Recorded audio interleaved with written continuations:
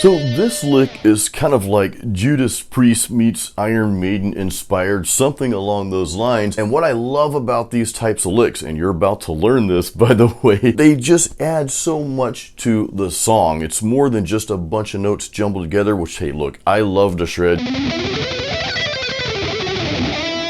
However, when you can throw some stuff like this right here, what you're about to learn, we can throw stuff like this in there, I think it just adds so much more punch and refinement, and it allows your guitar solo to tell a story. Now, before we dive in, my Patreon supporters, you guys have the tabs and backing tracks. Make sure you download those. And of course, hang around till the end of the video for our usual guitar chat. Let's play these two licks out in the open. They're pretty similar for the most part. The last one has a little bit of change to it, and there's a little transition going from one to the other. We'll talk about that as we break them down, but let's hear what this sounds like out in the open.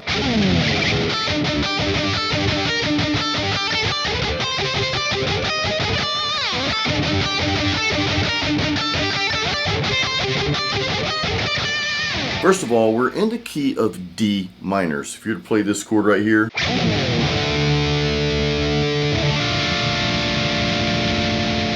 the lead part that we're playing over that chord, well, these match, these fit together here. So what we're doing is we are going to be starting out, and the one thing is we're playing only on the G and B strings for both of these little licks here, so that simplifies things. I love to break things down and simplify them. 2 strings only.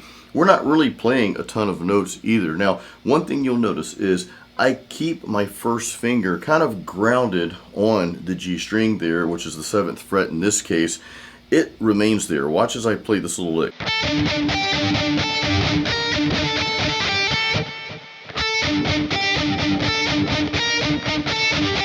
Another thing that simplifies this little lick here. So that one note never changes, and the reason I keep my finger there is because I'm going back to that note several times, kind of back and forth, kind of palm muting that note a couple of times between the other notes. Listen one more time.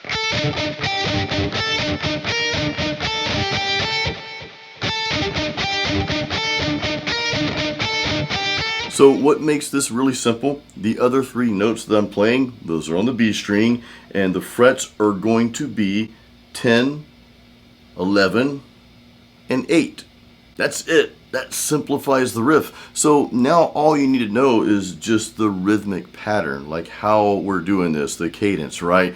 What notes are we playing that go back and forth? So again, we're starting out on that grounded note. It's the ground notes, like the ground wire, right?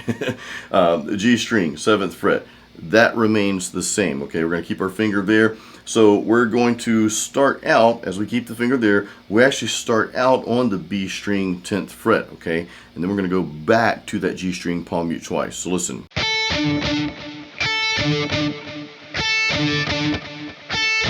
Now, you could take that concept and just run all over the place with it, right? I mean, you could just do that.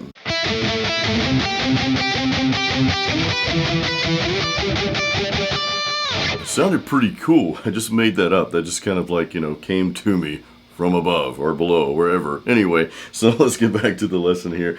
But that's the concept. So we play that note on the B string, then we go back to the G string and palm mute twice.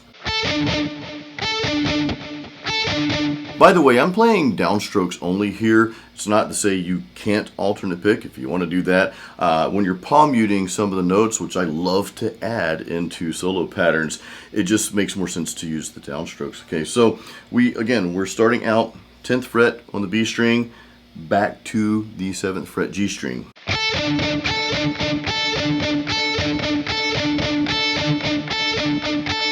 Okay, then we're going to fit the other notes in. Okay, next we're going to go to the 8th fret. When we play that, we'll go back to that, what we're calling that ground note there on the G string, 7th fret. I don't know how I came up with ground note, but I guess it just sounds kind of cool. I just had a steak, so maybe ground beef. I don't know. I'm just making stuff up now. Anyway, I did really just have a steak though. We go back to that 7th fret of the G string, palm mute that twice, okay? Then we go back again to that 10th fret there, and then we'll do the same thing with the 11th fret. And then we've got this little thing at the very end where we just go from 8 to 10. So I called all that out just now. I'm going to play it really slow. This is one of those licks you can just kind of watch me play and you'll get it. So normal speed, then I'll slow it down.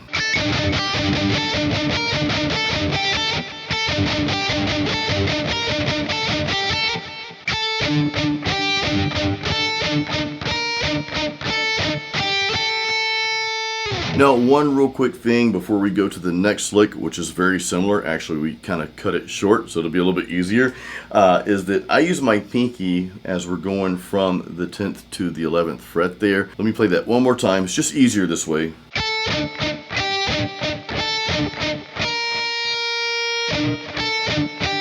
So it makes sense to do that. You know, I always tell people to use whatever finger configuration makes sense for you. I do like to integrate the pinky as much as I possibly can, only to strengthen that. The last thing you want to do is just play with your first 3 fingers all the time and never use your pinky. Well, you're going to miss out on some notes and some other things that you can do. So I do like to get used to using the pinky as much as possible, but there are cases, if I'm playing real fast, I might not use it. So just kind of go with your own intuition, but don't neglect your pinky. Hopefully that makes sense. All right, on to the second part of this really cool rhythmic solo pattern here, right? Same thing almost. Check this out.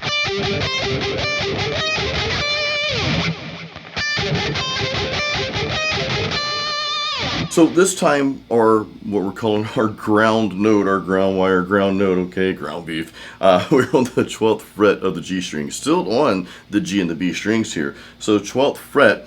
Now, our next note, or actually the note we start out with, which is on the B string, is going to be the 15th fret. So we're going to play that 15th fret, and of course go back and palm mute that 12th fret of the G string twice, just like we did with the first little lick there, okay?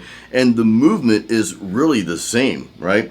Instead of your notes being, you know, in this region here, those notes on the B string are just going to be, of course, different, right? Everything's different, but same configuration. So the B string notes, the frets that we're playing, are going to be 15, 13, and then we've got the 16th fret in there as well. Now, we cut this short a little bit, and you'll see I switched from using my pinky on a certain fret, okay, on that 15th fret.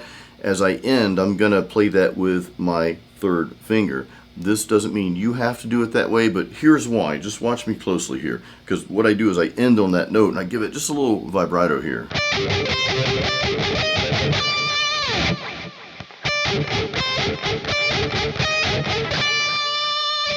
Okay, so that's the only difference there. Again, you know, use what fingers you're most comfortable using. You may decide to use your pinky for that vibrato if you can pull that off. And if that just works for you, look, different things work for different people, right? And I really like for you guys to figure out what works for you in this really cool and magical journey of playing guitar, especially playing guitar solos, because what works for you is, well, it's gonna work best for you. You can't always look at other people and try to copy exactly what they do, because that might work better for them, but it might not work best for you. So again, watch what I do and watch what I show you, but if you figure out a better way to play things that, again, is better for you, then by all means, please go with that. That's part of building this intuition as a guitar player and making this instrument become your own, like you're part of it. I mean, I know it's your own instrument. Well, this is not your own. This is my guitar, not yours, but you know what I'm saying. Be one with it, okay? Now I sound like a Buddhist monk, you know, but seriously, become one with your instrument. And not only with your instrument, but also in playing and how you approach, because things will be different for you than they are for me and someone else. So I know I'm kind of harping on this, but I just felt it was important because I want to encourage you to find your own way as you play your guitar solos and your rhythms and everything. One quick note, no pun intended, well, the pun's always intended, there's a little transition between these two licks. And one thing I didn't cover, and I should have said this before, remember that first lick there goes with that D minor or just a D power chord. That second lick, the rhythm I'm playing is a G minor or just a G power chord. So it's like this.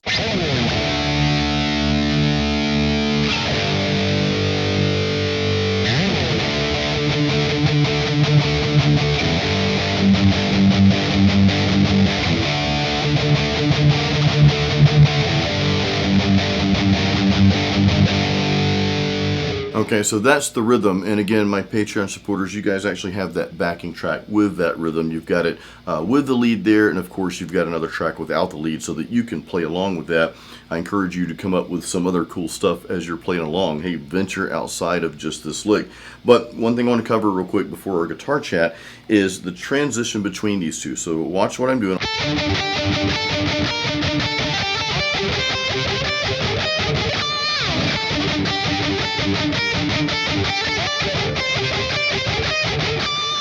So the challenge may be simply going from here, okay, you've got your notes you're playing here, to here.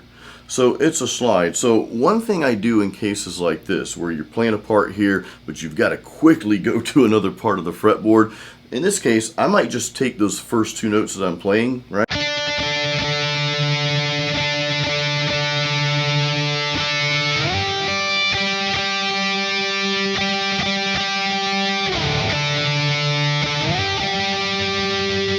And I may just slide up, just practice that so that I get used to my fingers doing that motion on those exact frets. Okay, I know my first lick is up here, right? Starting out with these two notes here, B string, 10th fret, G string, 7th fret, and just slide it. Just practice sliding it up to the 12th and 15th fret, okay, of those two strings. So again.